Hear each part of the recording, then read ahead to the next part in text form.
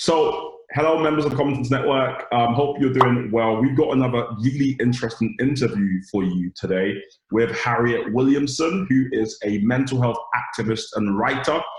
She writes for a number of different papers, and I kind of want to ask you how you balance all of that. But we're here today to talk about mental health. So, this is Mental Health Awareness Week, and the theme is kindness. So Harriet, as an activist, as a campaigner, as a writer, why do you think kindness is important as a theme this year? I think kindness is really important as a theme because kindness and understanding and compassion are really shows of strength.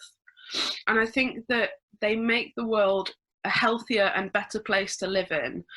Without kindness, we can't hope to understand other people who go through mental health struggles, and we can't care for ourselves without kindness. So kindness is important for both facing outwards to others and facing inwards towards ourselves. I think that there is a lot of unkindness around at the moment. Headlines in the media that demonize marginalized people, unpleasant comments on social media.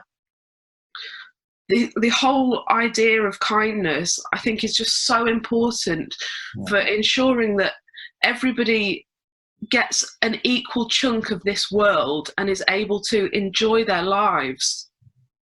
Yeah. Well, that's all well put. I love what you said about, inward looking and outward looking. I kind of wanted to ask you a bit about, because you made a tweet recently talking about living with a mental health disorder. I hope it's okay talking about that. Yeah. I wanted to kind of find out, I guess, one, how the lockdowns affected that, and you being at home, you being in quarantine, but also when you made the tweet, what kind of responses did you get, and how did you kind of find and navigate that? So I was struggling quite a lot with intrusive thoughts, which have been quite strong during lockdown, and I was feeling at quite a low ebb. So I tweeted about how I was feeling, and I was just overwhelmed with this outpouring of kindness and support, which I'd never expected. I gained about 10,000 followers. Oh gosh. Really? I know. And I had hundreds upon hundreds of supportive messages, which I couldn't get to reply to them all, unfortunately. But I made sure I thanked people publicly for how they had responded to my tweet, because it was so unexpected and so kind.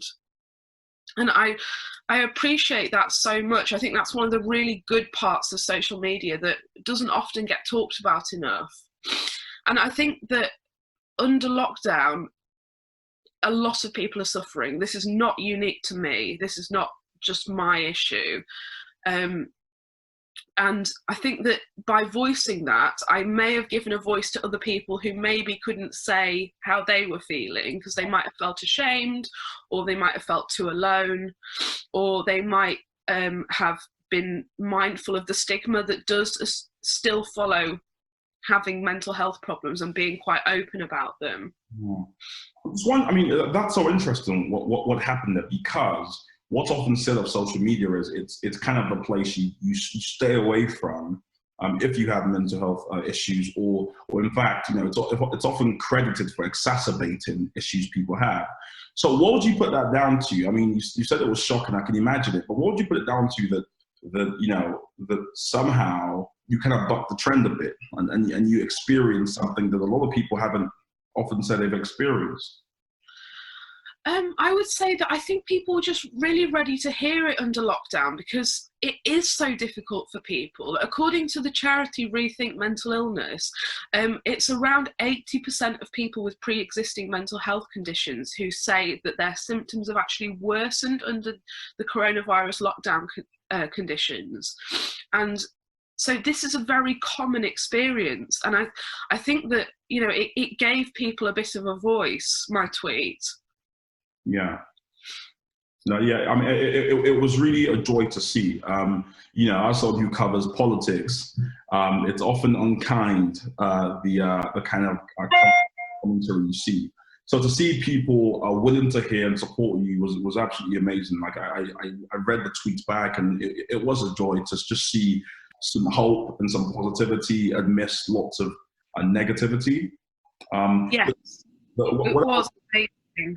There's a lag. Sorry, were you going to say something? I just wanted to say, yes, it was utterly amazing. And I couldn't believe it. I woke up in the morning and I was just totally overwhelmed. Yeah, no, I mean, it was so positive. I guess onto something else, which we've often discussed in the Common Sense Network, and that is, how do we replicate what you experienced essentially? And do you think that mental health and mental health disorders, do you think they're given an equal footing? And should they be given an equal footing, especially when you compare, how we're reporting on health issues, especially during lockdown? What do you think will happen with how we report mental health issues and things of that nature? I think I'm a very big believer in parity of esteem, which means giving mental and physical health conditions an equal footing. Yeah. I think that mental health problems are equally as important. We all have mental health, even if we don't have mental health problems. Mm. And we all need to make sure that our mental health is looked after and our mental well-being is strong. In terms of how it's been reported on, there's been very little coverage of mental health since the coronavirus crisis started, which I find very strange because I think we're heading for a very serious explosion in mental health conditions. If you think about things like the financial worries that are going on because of lockdown conditions, which of course exacerbate mental ill health, the loneliness, the disruption to people's daily routines, people not being able to get their regular treatments, and did I say loneliness? Loneliness, very important, yeah.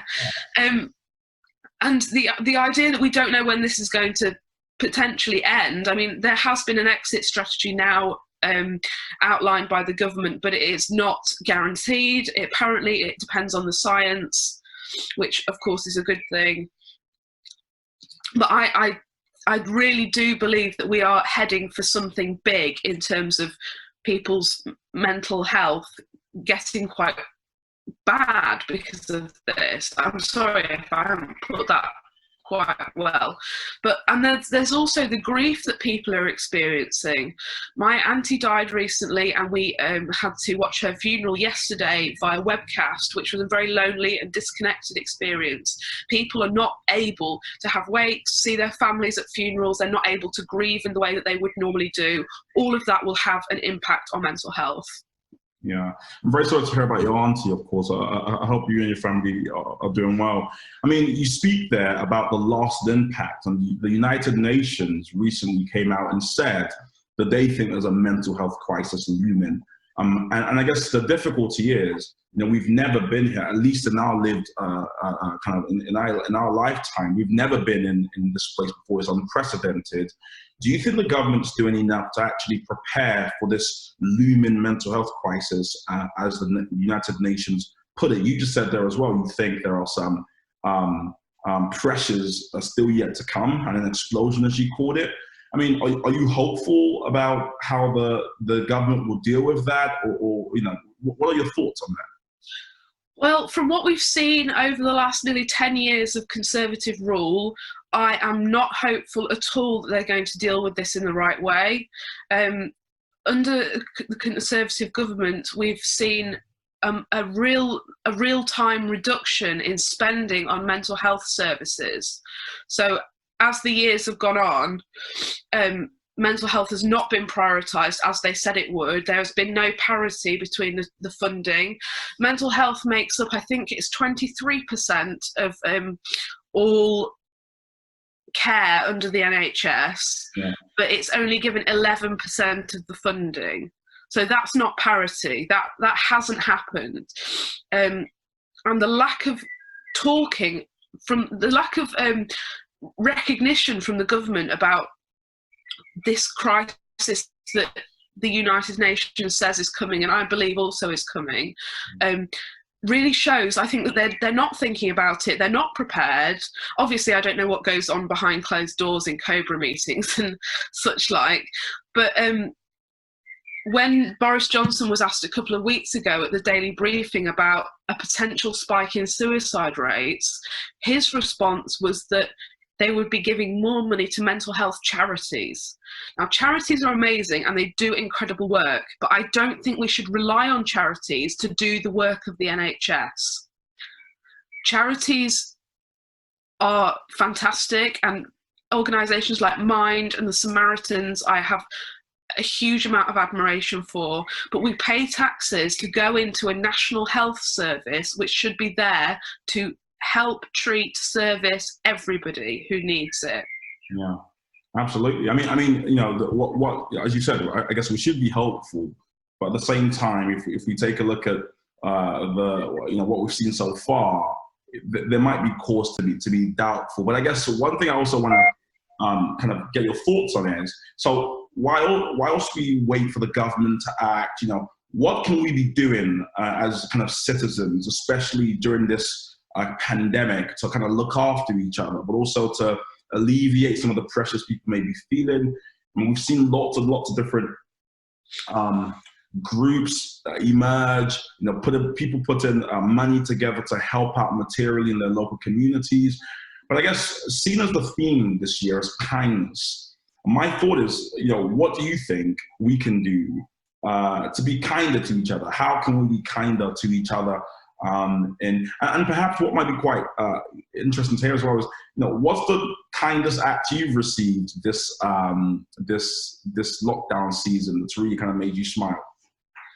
Oh, that's a lovely question. So I think to be kinder to one another, I think that we need to, if we feel comfortable doing so, and if we feel able to check in with our friends and family during the pandemic, make sure you give someone a call, a text, a WhatsApp, and just find out how they're doing.